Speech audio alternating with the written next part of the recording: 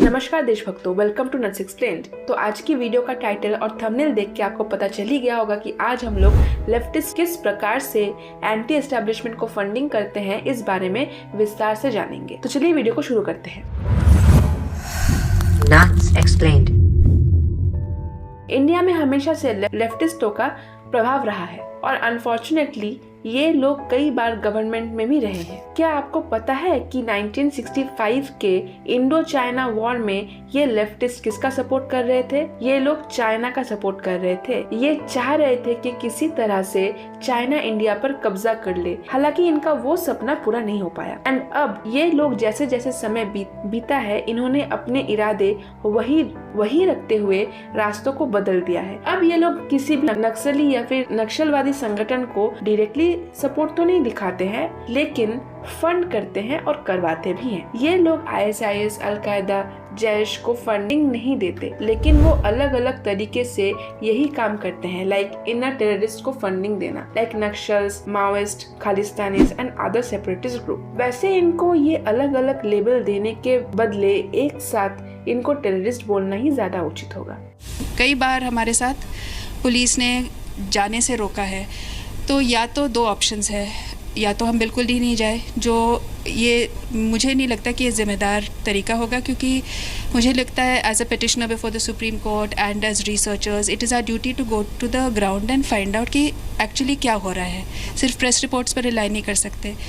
दूसरा ये है कि अगर हम जाएँ और पुलिस हमें रोकते रहे तो फिर हम कैसे जाके सच्चाई पता करेंगे। तो इसीलिए इस बार सिर्फ मैंने एक थाने में बोला कि मेरा नाम ऋचा केशव है। तो उसमें कहा गया है कि हमने लोगों को बोला कि आप माओइस्टों का साथ दो और नहीं तो माओइस्ट आपके गांव जला देंगे। हम पागल नहीं हैं कि हम ऐसे चीज़ बोलेंगे, ना हमने कभी ये पोजीशन नहीं लिया है कि लोग माओइस्टों का साथ दें। ये हमारे ऊपर इल्ज़ाम लगाना कि हम जाके लोगों को भड़का रहे हैं या उनको बोल रहे हैं कि माओइस्टों का साइड लेना, ये तो बिल्कुल सरासर झूठ है। आपने पिछले 2-3 सालों में एक टर्म अर्बन नक्सल सुना ही होगा। ये टर्म भी इन जैसे नक्सल सिंपैथाइजर्स के लिए यूज होता है, लाइक वरवरा राव, गौतम नवलखा, सुधा भारद्वाज इत्यादि। सबसे पहले तो यूँ देखिए कि वरवरा राव और बाकी इन जैसे लोगों पर क्या चार्जेस हैं।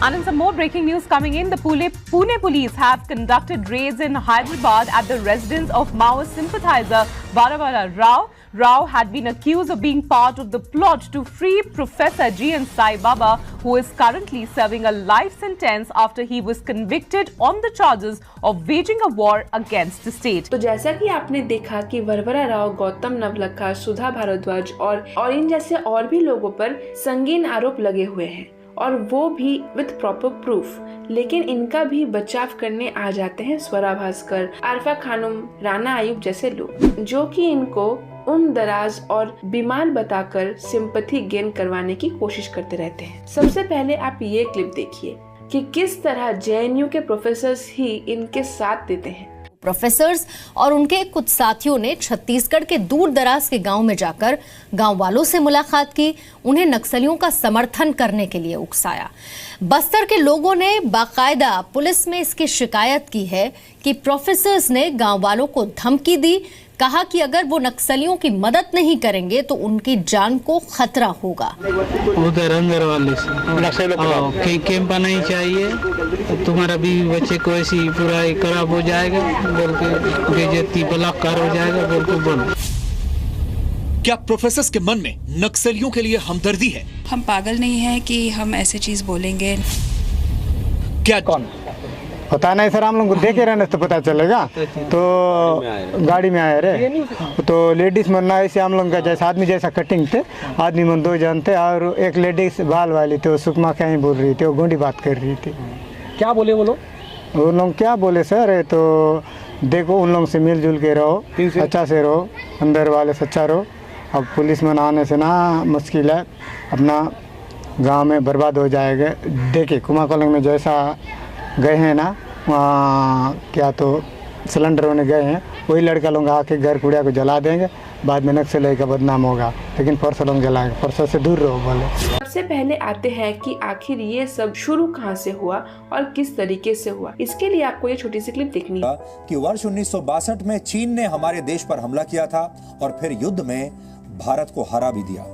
आप में से कुछ लोगों को शायद ये भी पता हो कि युद्ध से पहले और युद्ध के दौरान हमारे ही देश के कुछ लोग वामपंथी विचारधारा के नाम पर चीन का समर्थन कर रहे थे और भारत का विरोध कर रहे थे। इन लोगों के अंदर की इच्छा तो ये थी कि चीन भारत पर कब्जा कर ले, यानी चीन जीत जाए, भारत हार जाए और चीन का कब्जा भारत पर भी हो जाए।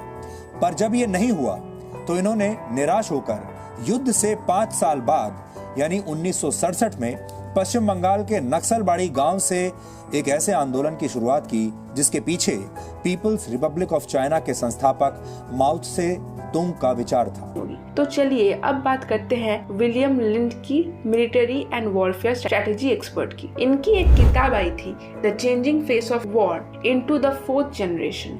इन्होंने उस किताब में साफ साफ लिखा था कि अब नक्सल्स के ऐसे ग्रुप्स हैं जो कि किसी भी देश को अंदर से तोड़ने का काम करते हैं, बजाय इसके कि वो डायरेक्ट असॉल्ट करें। और यही ट्रिक आजकल ये लोग अपनाते हैं। ये लोग अब कभी भी डायरेक्ट सपोर्ट नहीं दिखाएंगे, इशारों में ये वो हमेशा इसके लिए सरकार को, आर्मी को एंड समाज को गाली देंगे। ये देखो तुम्हारी वजह से एक इनोसेंट आदमी माओइस्ट बन गया, नक्सलाइट बन गया, वगैरह वगैरह। भारत में माओ के विचार को लागू करवाने वाले नेता चारू मजूमदार और कानू सान्याल थे, जो ये मानते थे कि गरीबों को उनका हक दिलाने के लिए सरकार का बंदूक और बारूद के जरिए विरोध करना चाहिए और सरकार को बदल देना चाहिए।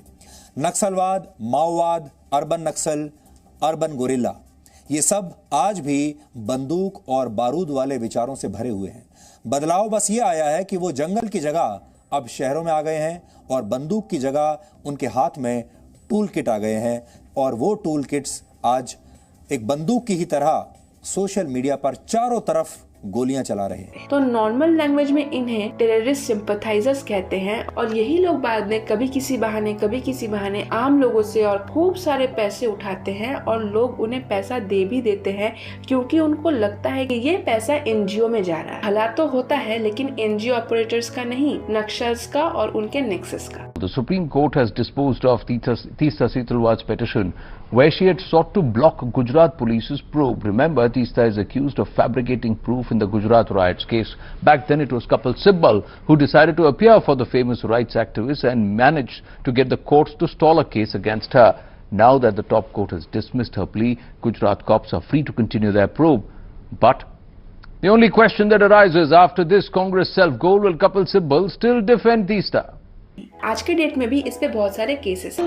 के आंदोलन की जगह बदलने से आंदोलन कमजोर होगा क्या, ये हमारा सवाल है। जवाब किसी को नहीं देना है, वो जवाब से पूछा जाएगा तो आपको एक को जवाब देना है, ठीक है। तो ये पहला सवाल है, क्या शाहीन बाग के आंदोलन की जगह बदलने से आंदोलन कमजोर होगा क्या, ठीक है, ये पहला सवाल है। दूसरा है, अगर जगह बदलने की बात होती है तो हमारे तो हम महिलाओं की हिफाजत की जिम्मेदारी कौन लेगा। दूसरे सवाल है कि अगर जगह बदलने की बात होती है तो हम महिलाओं की हिफाजत की जिम्मेदारी कौन लेगा, ये दूसरा सवाल है। तीसरा सवाल है कि आंदोलन की वजह से कुछ पब्लिक को परेशानी हो रही है, इसके बारे में हमें क्या कहना है, क्योंकि जैसे हम बैठे तो कुछ तो हमें अपनी मतलब ट्रैफिक की परेशानी जो भी है वो अपनी राय होती है, ठीक है।